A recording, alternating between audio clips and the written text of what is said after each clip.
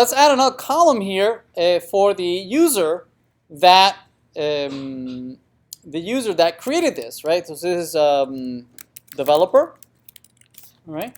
And so the third column here can display the website dot developer. Okay, so if we render that, you'll notice that it displays the ID of the developer. See that? But that won't do, right? That's what we would prefer to do there is to display the username or first name and last name of the user, but we don't have that. It's not coming from the server, right? So to change that in a SQL environment, in a relational database, what you would do is you would join the two tables, right? You would join the website table and the user table on the foreign key, right, where the developer ID is equal to the user ID, correct? Take a couple of fields from the website table, like the website name and created and whatnot, and then from the user table, you would grab the username, first name, and last name, right? So that's on a relational database. So Mongo is not a relational database. Instead, the closest thing that we have is a populate implemented by the Mongoose library. Okay, natively MongoDB does not support this, right? It is a Mongoose library who has built on top of this abstraction. Okay, so let's go back to the model, the website model, and this is the one that is retrieving all the websites. Here it is, right? This is the find websites for user. Let's make sure that this is indeed where we are retrieving these websites. Let's refresh. There it is. It's coming to that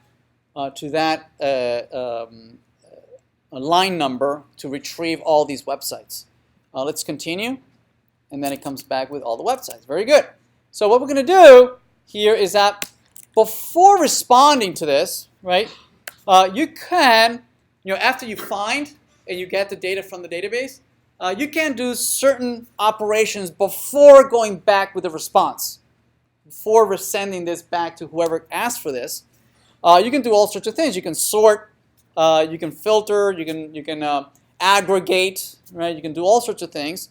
One of the things that you can do is to,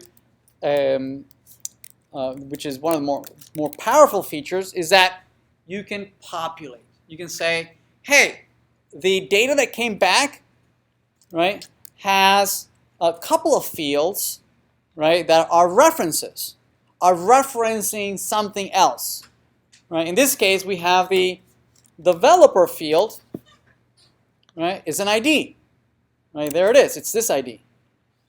Yes, it's that ID.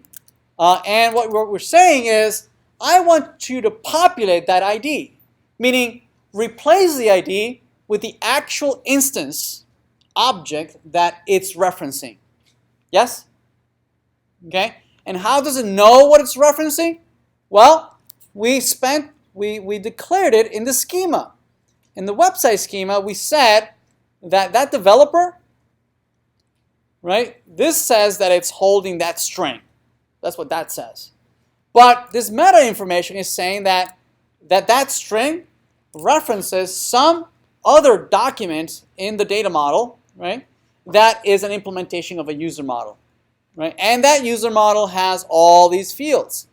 It has usernames, passwords, and all those things, right? Roles, current role, first name, last name, websites, and whatnot. Yes? So if we just do that, and in the model, what this is going to say is that replace that ID with the actual object that it's referencing. Yes? Right?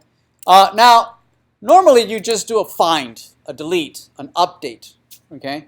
Here, when you string together several commands, not just one, but a whole bunch of these, and you can string a whole bunch of these together, dot this, dot that, a whole bunch of them. Okay?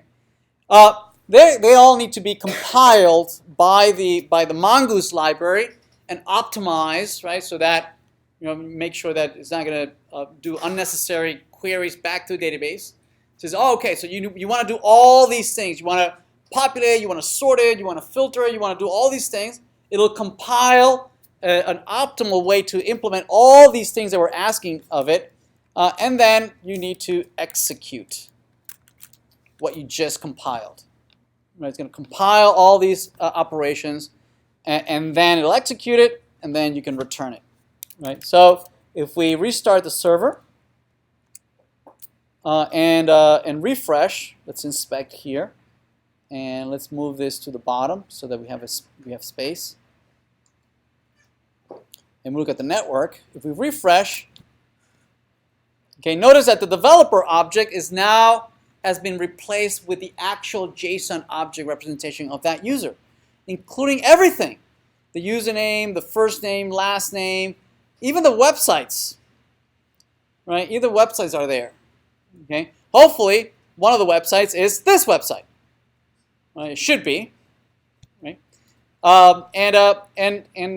And typically we don't want everything, right? Especially in summarized views like this, right? We just want maybe a username or maybe the first name and last name perhaps. So you can choose which ones you want. Right? For instance, we might say you can give it a second argument and tell it which fields do you want. Right? In our case, we're going to say username. Right? So if we refresh and we restart, right, and go through this again, notice that we only get the username.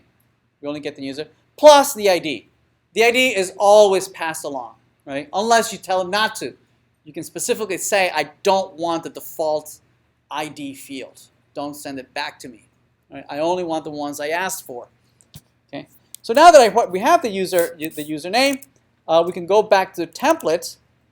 We can go back to the template, and instead of displaying the user, the developer, we can say now this developer is not just an ID, right? Now it's a full-blown object. We can say dot username, right? Because that's the only thing we want. And there we go. We have developer and po. Make sense? Right? Okay. And now the interesting part is that you can do this the other way around. Okay? Not only can you do it with a single field, right? Because this is a website pointing to one object, yes? But the other way is true as well, right? Notice that the user has an array of websites, right? So let's take a look at that next.